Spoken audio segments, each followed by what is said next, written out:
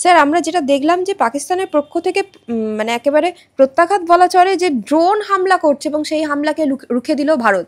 এত জঙ্গি ঘাঁটি গুড়িয়ে দেওয়ার পর, 9টা জঙ্গি ঘাঁটি গুড়িয়ে দেওয়ার পরও পাকিস্তানের এখনো অবধি এতটা শিরদাঁড়ার জোর রয়েছে যে তারা হামলা করার কথা ভাবছে।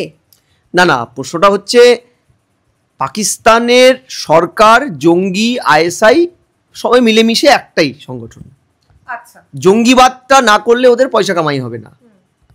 মানে মূলত দেশের লোকের তো কামাই হয় না, নেতাদের এবং কিছু সেনা প্রধানদের। জঙ্গিবাদ করলেই পরেই জনগণের ট্যাক্সের টাকায় অস্ত্র কিনতে পারে, অস্ত্র কেনা মানে কাটমানি পাওয়া, কাটমানি পেলেই ওখানকার জঙ্গি নেতার থেকে শুরু করে সেনার নেতারা কোটি কোটি টাকার মালিক হয়, কলোনি তৈরি করে লন্ডন, আমেরিকায়। বুঝতে হবে।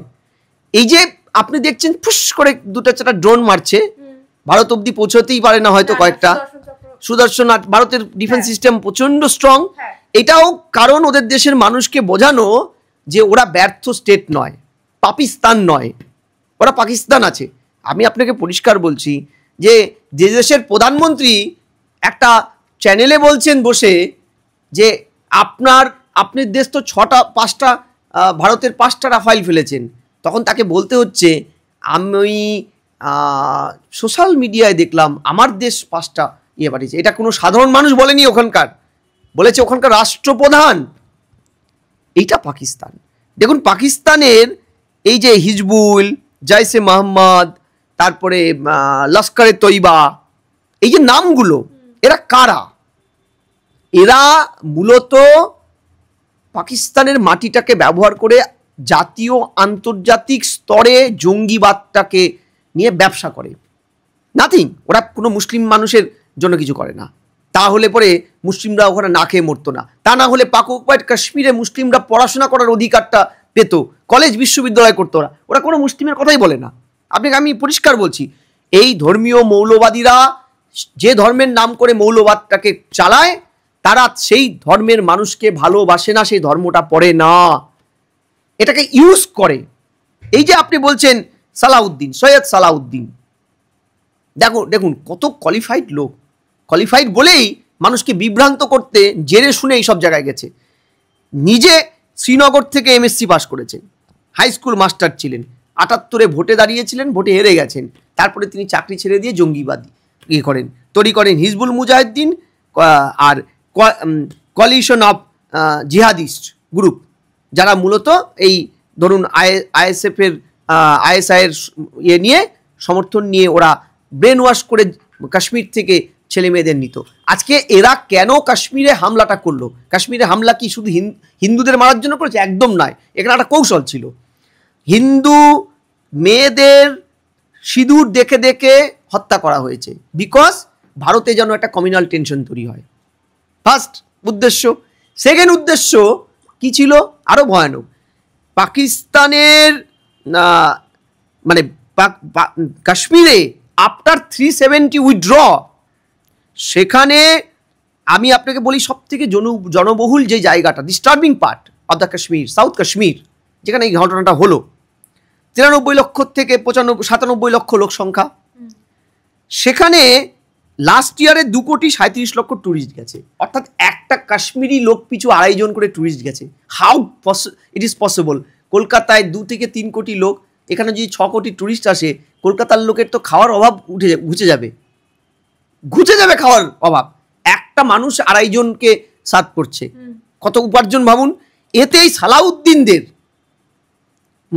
মাসুদ আজাদদের, আইএসআইয়ের, কাশ্মীরে পাকিস্তানের জঙ্গিদের, সেনাদের মাথা টন নড়ে গেছে। অসম্ভব। তাহলে আমরা জঙ্গি কোথা থেকে জোগাড় করবো? জঙ্গির ঠিক ট্যাঙ্কে তো হামলা হয়ে গেছে, ছেলে মেয়ে তো আসতে চাইছে না। ছেলে মেয়ে কেউই কোনো ধর্মের লোকই জঙ্গিবাদ হয়ে মায়ের পেট থেকে জন্মায় না। প্রত্যেকে চায় সুস্থভাবে থাকতে। উন্নয়নটা সঠিক পেলে কেউ যায় না অস্ত্র তুলে জঙ্গিবাদী করতে। সেই উন্নয়নটা স্বাধীনতার পরে ভারতবর্ষের এই অংশটায় হয়নি। এটা তো দায়িত্বহীন ভাষায় এটা বলাই যায়। একে তো প্রাকৃতিক প্রতিকূলতা, সেটা তো ভারতবর্ষের অনেক জায়গায় হয়নি। আপনি নর্থ ইস্টে হয়েছে উন্নয়ন? ওরা আজও দিল্লিতে আসলে নর্থ ইস্টের লোক বলে আমরা ইন্ডিয়াতে ঘুরতে যাচ্ছি, কারণ আমরা ওদের জায়গাটাই তৈরি করে দিইনি। এটা আমাদের অপারগতা, আমাদের রাষ্ট্রনায়কদের অপারগতা। তারপরে যখন মূল স্রোতে আসতে চাইছে, তখন এই জঙ্গিরা এই কৌশলটা নিচ্ছে, যাতে ওখানে ট্যুরিজমে ভাটা পড়ে, তাহলে ওদের পয়সার জন্য ওরা পাথর ছুড়বে, আবার জঙ্গি হয়ে পয়সার জন্য ফ্যামিলিকে বাঁচাতে ওপারে চলে যাবে, কাসব যেটা করেছিল। আজকে ভারত যে পারফেক্ট অ্যাকুরেট পিন পয়েন্ট এটা করলো, প্রত্যাঘাত, প্রত্যুত্তর, প্রতিদান করলেন সোফিয়া ভৌমিকার মতন নারীদের হাত ধরে। নারীর সিঁদুরকে যারা লাঞ্ছিত করেছিল, অপমানিত করেছিল তার ক্ষমতা দেখানোর জন্য ওদের দেশের ভিতরে ঢুকে, ৭১-এর পরেই প্রথম ভারত ভেতরে ঢুকলো। পাকোয়াট কাশ্মীর আমাদের, আমরা ওটাকে পাকিস্তানের মনে করি না। এবং ফরচুনেট আনফরচুনেট যাই বলুন, এতদিন ওরা রেখেছে, খুব শীঘ্রই আমরা ওটা নেব, এটাও আপনাকে আমি একজন ভারতীয় হিসেবে বললাম। কিন্তু এবার কিন্তু ওদের হৃদয়ে হামলাটা, প্রত্যাঘাতটা করেছে ভারত। ভারত একদম শিয়ালকোটে ঢুকে গেছে, ভারত একদম পাঞ্জাব প্রভিন্সে ঢুকে গেছে ওদের।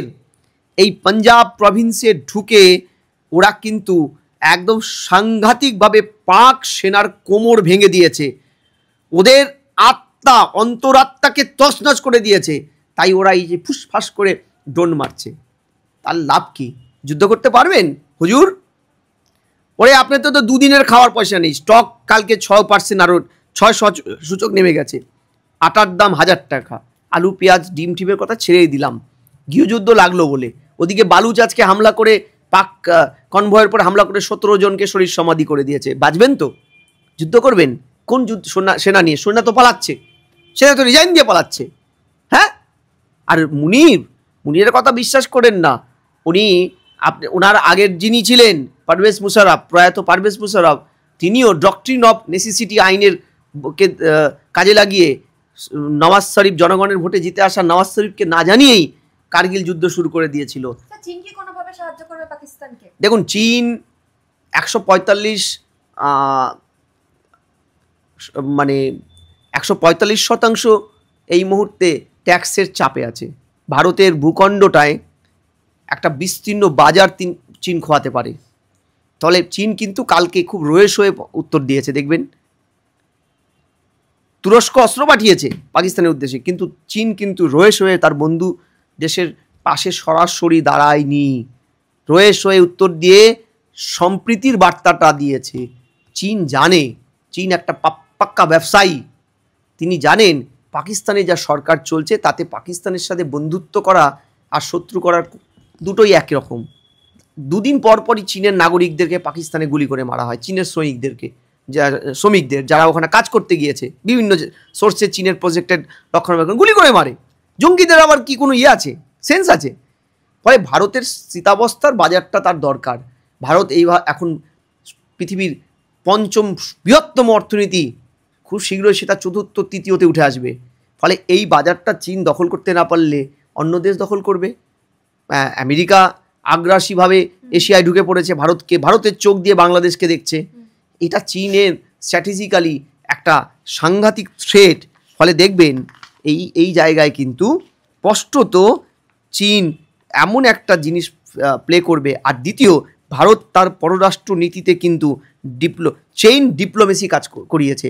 যেই চেইন ডিপ্লোমেসিতে ভারতের পাশে একটা বড় অংশের দেশ চলে এসছে, বৃহৎ শক্তিশালী দেশগুলো।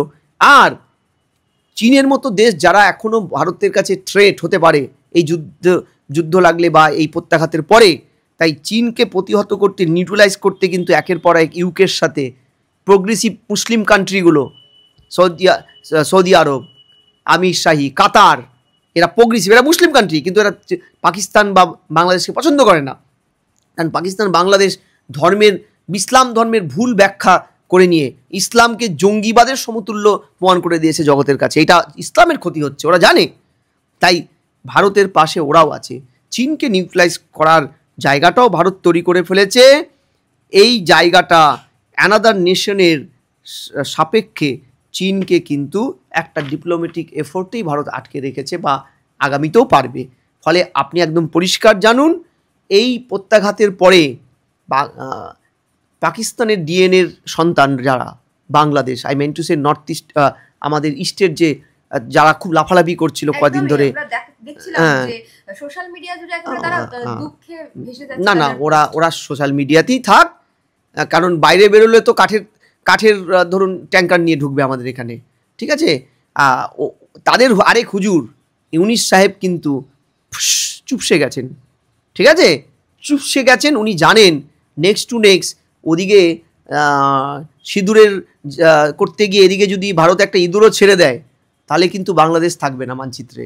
এইটা কিন্তু সম্ভাবনা আছে। ভারতের ভিতরে কিন্তু একটা জাতীয়তাবাদী উত্থান হয়ে গেছে সাংঘাতিক পরিমাণে। এই জাতীয়তাবাদী উত্থান কোথায় শেষ হবে আমরা জানি না, তবে এই জায়গার থেকে এখন আমরা কনসলিডেটেড একটা জাতীয়তাবোধে আছি। দেখুন কি রকম সুন্দর একটা যে বেছে বেছে ভারত বাহওয়াল, মুরিদকে, কোটলি, সাওয়াইয়া, গুলপুর, সার্জাল, বার্জনালা, মেহমুনায় হামলা করলো। কি দিয়ে হামলা করলো? সূক্ষ্মভাবে কতটা পড়াশোনা করে চক আউট করলে এই হামলাটা হতে পারে। একজন নাগরিকের গায়ে আঁচড় আসেনি, কোনো সেনা কানভাই ওরা মারেনি, শুধু ঘাঁটিগুলোকে ডিস্ট্রয় করেছে কিভাবে? কামিকাজে ড্রোন দিয়ে। এটা মানে ইউক্রেন রাশিয়া যুদ্ধে রাশিয়া এই অস্ত্রটাকে ব্যবহার করে বহু সাকসেস পেয়েছে। এই কামিকাজে, যেটা এক প্রকারের কিন্তু একটা মানে জাপানি শব্দ, যা হচ্ছে দৈবী হাওয়া, মানে আমরা শয়তানদের মারতে গেছি, কোনো ভালো মানুষকে মারতে যাইনি, ঠিক আছে? দ্বিতীয় হ্যামার, তৃতীয় স্ক্যাল্প, আমরা এইগুলোকে পারফেক্ট টার্গেট করিয়েছি। ফলে পাকিস্তানের কাছে এর কোনো উত্তর তখনও ছিল না, আজও নেই। এই ধমকানো চমকানো পরমাণু হামলা করব, হুজুরেরা এগুলো বহুদিন ধরে বলে আসছে। হুজুরেরা আবার পাশ দিয়ে তো এটাও বলছে আসুন নেগোসিয়েশন করি।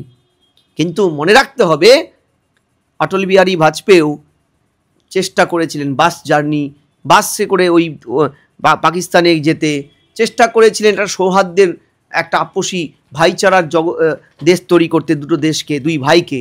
কিন্তু তার পরিবর্তে ভারত পেয়েছিল কার্গিল, মনে আছে? খুব দুঃখ করে মৃত্যুর আগে বলেছিলেন আমি সংবাদ চেয়েছিলাম, আমাকে সন্ত্রাস দিয়েছে পাকিস্তান। ফলে পাকিস্তানকে বিশ্বাস করা যাবে না, কারণ সাধারণ মানুষ ওখানকার ভালো, কিন্তু সমস্ত দেশটা তো চলে জঙ্গিদের হাত ধরে। সেনা জঙ্গি আইএসআইয়ের কোল্যাটারাল একটা ট্রায়াপ, সেখানে জনপ্রতিনিধিদের কোনো জায়গা নেই। কারণ ডক্ট্রিন অফ নেসেসিটি 1954 আইনটায় ওখানে শাসক দলের জনগণের প্রতিনিধিদের কোনো দাম নেই, যা ওরা ক্রীড়নক পুতুল সেনাদের দ্বারা, সেনাপ্রধানের দ্বারা।